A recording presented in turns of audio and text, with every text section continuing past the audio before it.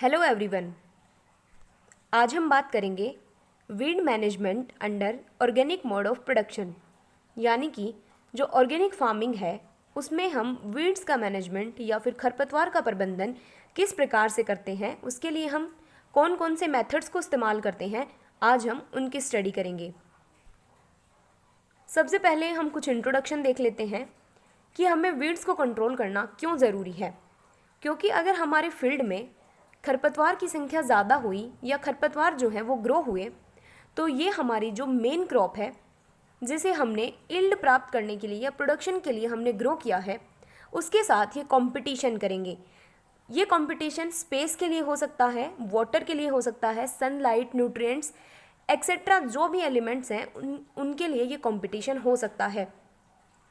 इस कंपटीशन से क्या होगा, जो प्लांट है उसकी ग्रोथ जो है वो रिड्यूस हो जाएगी या फिर वो स्टंटेड ग्रोथ रह जाएगी। डिफरेंट टाइप के एग्रोकेमिकल्स हम वीड मैनेजमेंट के लिए कन्वेंशनल फार्मिंग में यूज़ करते हैं। उन एग्रोकेमिकल्स का एनवायरनमेंट के ऊपर एडवर्स इफेक्ट पड़ता है या वो केमिकल्स जो हैं वो हमारे एनवायरनमेंट को हार्म करते हैं और हमारी हेल्थ, डिफरेंट टाइप की हेल्थ प्रॉब्लम्स को क्रिएट करते हैं। हर्बिसाइड्स जो हैं जिन्हें हम इस्तेमाल करते हैं वीड्स को कंट्रोल करने के लिए, इतना अधिक या इतना ज़्यादा यूज़ होने के कारण हर्बिसाइड्स का ये देखा गया है कि बहुत सारे टाइप्स के वीड में इनके प्रति प्रतिरोधक क्षमता उत्पन्न हो गई है, यानी कि इनमें रेसिस्टेंट पावर जनरेट हो गई है, जिसके कारण अब ये वीड उन पर्टिकुलर हर्बिसाइड्स का इस्तेमाल करने पर नष्ट ही नहीं हो पाते हैं। इसीलिए ऑर्गेनिक फार्मिंग में हम केमिकल्स का यूज़ नहीं करके वीड्स को किस टाइप से कंट्रोल करते हैं, इसकी स्टडी हम करेंगे। ऑर्गेनिक सिस्टम में या ऑर्गेनिक फार्मिंग में जब हम वीड्स को कंट्रोल करते हैं तो हम किसी भी केमिकल की इस्तेमाल से वीड्स को एलिमिनेट नहीं करते हैं, बल्कि उसके मैनेजमेंट पर फोकस करते हैं। वीड मैनेजमेंट में डिफरेंट टाइप के मेथड्स इस्तेमाल किए जाते हैं, जिसमें फर्स्ट है प्रिवेंटिव मेथड्स। प्रिवेंटिव मेथड्स का मतलब है कि हमें फील्ड में वीड्स को आने से ही रोकना है, प्रिवेंट करना है, वीड्स से बचाव करना है हमारे खेत का। इसमें आ सकते हैं जैसे कि हम जो क्रॉप सीड हम इस्तेमाल कर रहे हैं, जिस क्रॉप की हमें शोविंग करनी है, उन सीड्स के साथ कभी कभी वीड के सीड जो हैं वो मिक्स होकर हमारे फील्ड में आ जाते हैं। तो हमें चाहिए कि हम जो क्रॉप सीड हैं वो ऐसे चूज़ करें जो कि वीड फ्री हो। नेक्स्ट आता है वीड फ्री मैन्योर। जैसे ही हम FYM और कंपोस्ट यूज़ करते हैं तो उनमें भी कभी कभी वीड के सीड्स मिक्स हो जाते हैं या वीड के अनडिकम्पोज जो सीड हैं वो हमारे फील्ड में मैन्योर के थ्रू चले जाते हैं। तो हमें चाहिए कि हम वीड फ्री मैन्योर का इस्तेमाल करें। नेक्स्ट आता है clean harvesting and ploughing equipment. एक फील्ड में इस्तेमाल किए गए हार्वेस्टिंग एंड प्लोइंग इक्विपमेंट को हमें दूसरे फील्ड में इस्तेमाल नहीं करना है। दूसरे फील्ड में जब हम उसको इस्तेमाल करेंगे तो हमें उसकी पूरी क्लीनिंग करके इस्तेमाल करना चाहिए, क्योंकि अगर प्लोइंग इक्विपमेंट जैसे हैं तो उनमें एक फील्ड के जो वीड्स के जो वेजिटेटिव पार्ट्स हैं अगर वो उससे लगकर दूसरे फील्ड में चले गए तो वो वहाँ पर भी वीड्स को जनरेट कर देंगे।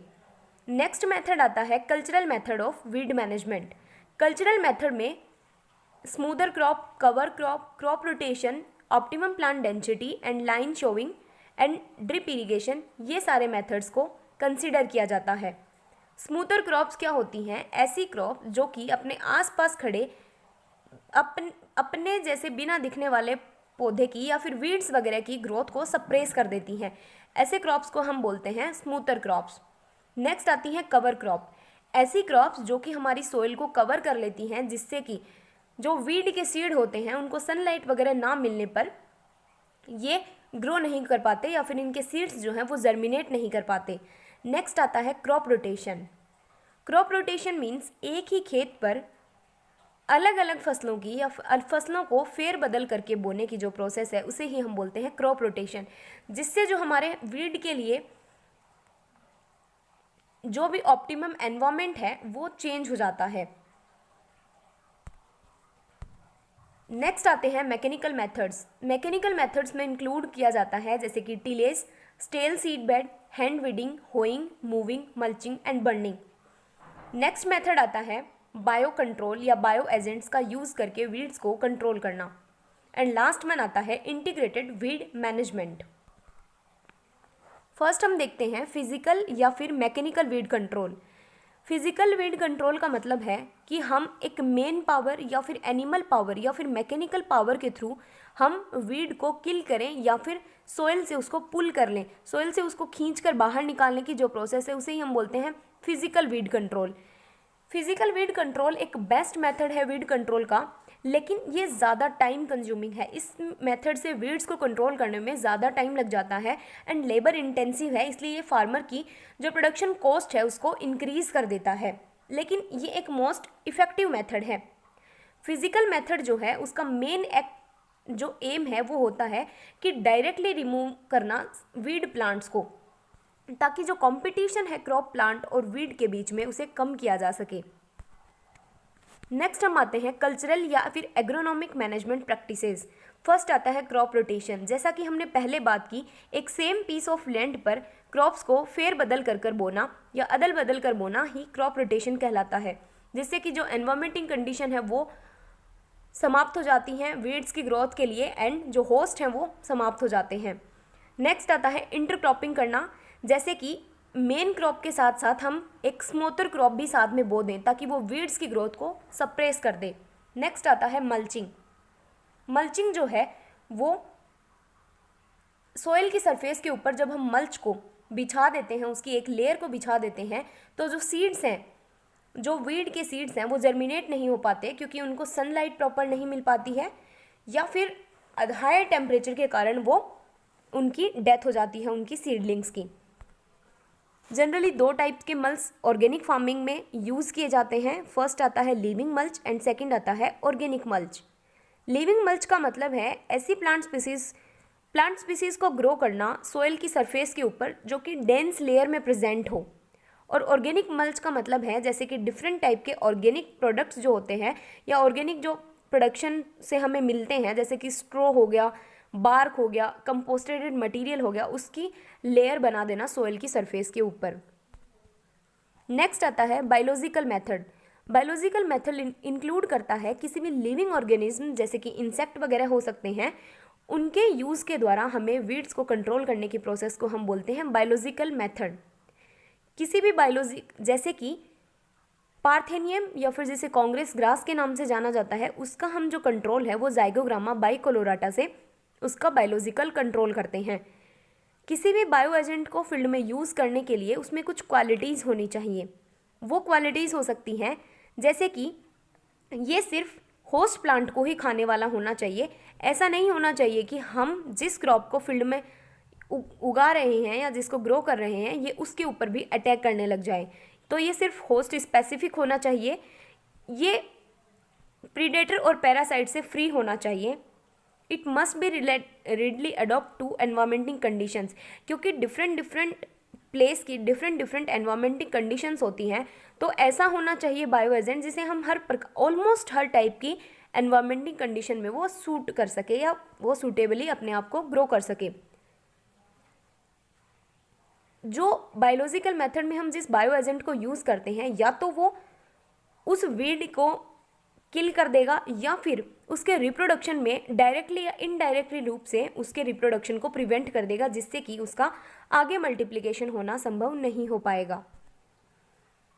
ये कुछ एग्जाम्पल्स हैं बायोलॉजिकल कंट्रोल, कौन से वीड का बायोलॉजिकल कंट्रोल किससे किया जाता है। जैसे Mexican gold fly and Zygogramma bicolorata Congress grass को कंट्रोल करता है, नियोचेतिका बुर्ची जो है वो वाटर हायासिंथ को कंट्रोल करती है, एक्सेट्रा। नेक्स्ट आता है integrated weed management. Integrated weed management में इंटीग्रेटेड का मतलब है कि हम दो या दो से ज़्यादा मेथड्स को एक साथ इस्तेमाल करके वीड्स का मैनेजमेंट करें। इससे क्या होगा, हमारी जो वीड को कंट्रोल करने का जो पावर है वो ज़्यादा अच्छे से लग पाएगा फील्ड में, एंड जो क्रॉप के साथ कंपटीशन हो रहा है वीड का, उस कंपटीशन में क्रॉप जो है वो थोड़ी स्ट्रॉन्ग होगी एंड वीड जो है वो अपने आप को लो फील करेंगे। इंटीग्रेटेड वीड मैनेजमेंट क्या है? कॉम्बिनेशन ऑफ टू और more than two weed control methods at low input levels to reduce weed competition in a given cropping system below the economic threshold level. इसमें जो weed की जो concentration है, weed की जो ग्रोथ की concentration है या उनके प्लांट्स के नंबर्स की, उसको हम इकोनॉमिक थ्रेशोल्ड लेवल से नीचे रखते हैं। इकोनॉमिक थ्रेशोल्ड लेवल ऐसा लेवल है जहाँ इससे अगर ज़्यादा किसी भी इंसेक्ट डिजीज़, पेस्ट या फिर वीड की ग्रोथ इससे ज़्यादा हुई तो हमें इकोनॉमिक लॉस होने लग जाता है। तो हमें इसके इंटीग्रेटेड वीड मैनेजमेंट के थ्रू हमें वीड की जो कंसंट्रेशन है उसको इकोनॉमिक थ्रेशोल्ड लेवल से कम रखनी है। इंटीग्रेटेड वीड मैनेजमेंट के क्या क्या एडवांटेजेस हैं कि ये क्रॉप वीड कंपटीशन को कम करता है और ये एनवायरनमेंट में कोई पॉल्यूशन इसका नहीं देखने को मिलता है। ये एनवायरनमेंट के लिए बेनिफिशियल होता है। हम इसको ऑर्गेनिक फार्मिंग में इजीली हम इसको अडॉप्ट कर सकते हैं और ये हाई क्रॉपिंग इंटेंसिटी के लिए सूटेबल होता है।